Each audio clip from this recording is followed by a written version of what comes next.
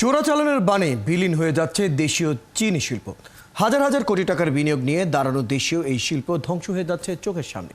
এই পরিস্থিতিতে প্রধানমন্ত্রীর হস্তক্ষেপের আশায় আছেন উদ্যোক্তা সহ এই শিল্পে কাজ করা প্রায় অর্ধ লক্ষাধিক মানুষ। সরকারি চিনিকলের কর্মী এবং চিনি চাষিদের হিসেবে আনলে এই ভুক্তভোগীর সংখ্যা কয়েক লক্ষ। সার্বিক পরিস্থিতি নিয়ে কথা বলতে আমাদের সাথে যুক্ত হচ্ছেন সরকারের কয়েকটি চিনিকলের এমডির দায়িত্ব পালনকারী ও চিনি শিল্প বিশেষজ্ঞ মোহাম্মদ মোজাম্মেল হক। মোহাম্মদ মোজাম্মেল হক, আপনাকে স্বাগত জানাচ্ছি অর্থযোগের আজকের আলোচনায়। প্রথমে জানতে চাই, একসময় সরকারি চিনিকলগুলো বিপদে পড়তো এই চোরাচালানের থেকে মাধ্যমে আসা চিনির কারণে। এবার বেসরকারি খাতের বড় চিনি সুগার রিফাইনারিরাও এই একই ধরনের বিপদে পড়ছে। এই পরিস্থিতিটি নিয়ে আপনার পর্যবেক্ষণ জানতে চাই, কি বলবেন? ধন্যবাদ ৭১ টিভিকে। আসলে সরকারি চিনিগুলোতে উৎপাদন এমনি হ্রাস পেয়েছে। বৎসরে আমাদের চাহিদা প্রায় ১৫ লক্ষ টন, সরকারি চিনি বলতে সর্বোচ্চ ৩০,০০০ টন উৎপাদিত। এবং বেসরকারি রিফাইনারিগুলি কিন্তু চিনি সরবরাহ দিয়ে আসতেছিল দেশে চাহিদা মেটানোর জন্য। কিন্তু বর্তমানে নিম্নমানের ভারতের চিনি দেশে প্রবেশে বলে বেসরকারি চিনিগুলির মধ্যে লক্ষ লক্ষ টন অবিকৃত রয়ে গেছে এবং তারাও আর্থিকভাবে ক্ষতিগ্রস্ত হচ্ছে। এই অবস্থা যদি দীর্ঘদিন চলতে থাকে তাহলে বেসরকারি চিনিকল বন্ধ হয়ে যাবে, তাদের কর্মসংস্থান কমে যাবে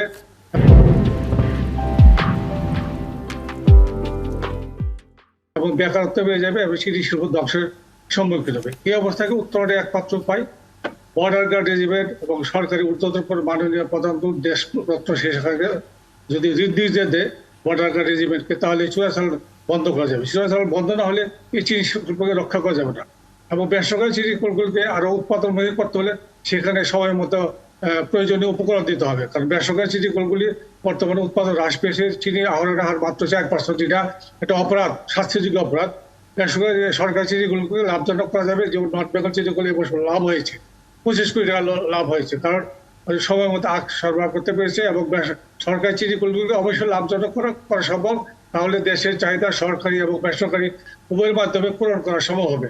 এবং অবিলম্বে যদি এই চোরাচালান বন্ধ না হয় তাহলে দেশের চিনিকলগুলি মারাত্মক আর্থিক ক্ষত। সরকারও আবার যে রেভিনিউ পাচ্ছে পার টনে প্রায় 40,000 টাকা, কোটি কোটি টাকা রেভিনিউ পাচ্ছে, সেই রেভিনিউ তো বঞ্চিত হবে, দেশের উন্নয়ন বাধাগ্রস্ত হবে।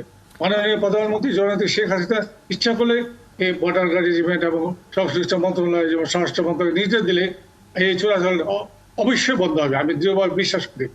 মাননীয় প্রধানমন্ত্রী যেহেতু চিনি শিল্প সম্পর্কে ওয়াকিবহাল আছেন এবং তিনি চিনি শিল্প যখন প্রধানমন্ত্রী খানার বিভিন্ন চিনিকল সফর করেছেন, অতিথি ভবনে ছিলেন, কাজে উনি চিনি শিল্প করে ওনার সম্যক জ্ঞান আছে না, অভিজ্ঞতা আছে। এবং মাননীয় প্রধানমন্ত্রীকে বিষয়টা যদি অবহিত করা যায় তাহলে অবশ্যই দেশীয় চিনিকল রক্ষা পাবে এবং বেসরকারি রিফাইনারিগুলো রক্ষা পাবে।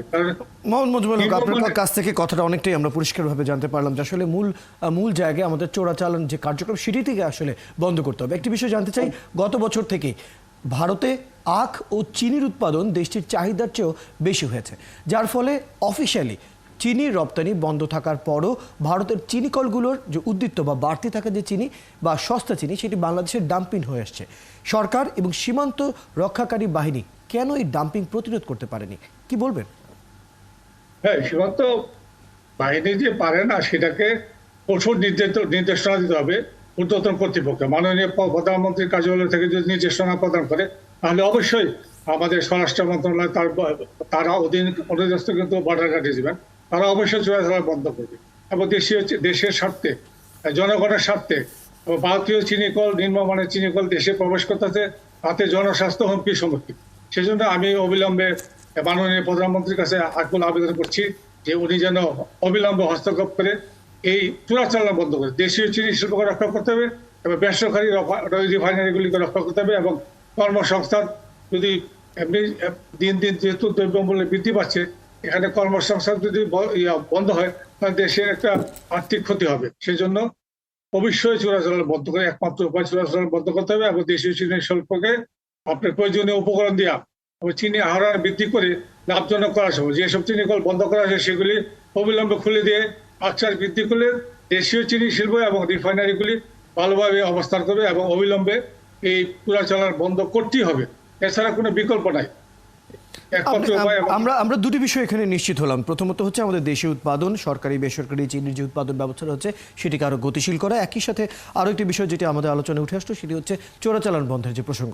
চোরাচালান বন্ধের প্রসঙ্গে তো আমরা এতটুকু তো নিশ্চিত হলাম যে এটি যদি একটি কঠোর নির্দেশনার মধ্যে আনা হয় তাহলে এই জায়গাটাতে খুব সহজ একটি সমাধান পাওয়া যাবে।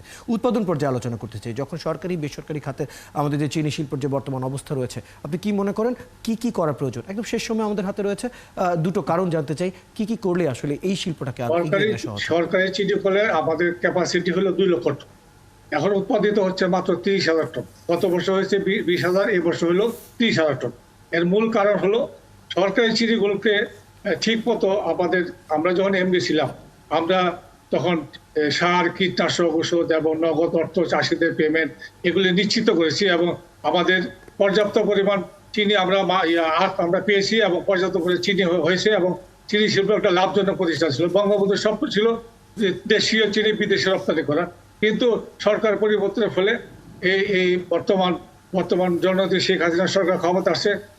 আমি বিশ্বাস করি জননেত্রী শেখ হাসিনা নজরে আনলে সংশ্লিষ্ট মন্ত্রণালয়ের দায়িত্বপ্রাপ্ত কর্মকর্তা নুরুল মতি হুমায়ুন ভাই যদি মাননীয় প্রধানমন্ত্রীর নজরে আনে, তাহলে সময় মতো সার, কীটনাশক এবং অন্যান্য উপকরণ চাষিদের নগদ অর্থ প্রদান, সময় মতো পেমেন্ট দেওয়া হলে চাষিরা কিন্তু পেমেন্ট একটা হয়রানি হচ্ছে, সময় মতো পেমেন্ট হচ্ছে, আসলে আখ চাষে বিমুখ হয়ে গেছে।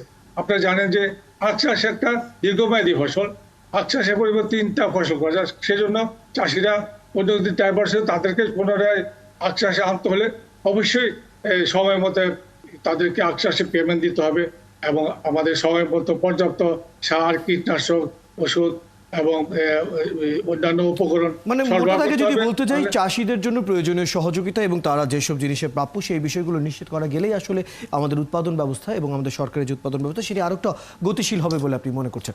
ধন্যবাদ মোহাম্মদ মোজাম্মেল হক। বেশ কিছু বিষয় আপনার কাছ থেকে আজকে আমরা পরিষ্কার হয়ে নিতে পারলাম। ধন্যবাদ সময়টুকু দেওয়ার জন্য। দর্শক, আমাদের সাথে যুক্ত হয়েছিলেন মোহাম্মদ মোজাম্মেল হক, আমাদের দেশে বেশ কয়েকটি চিনি কলের এমডি হিসেবে দায়িত্ব পালনকারী এবং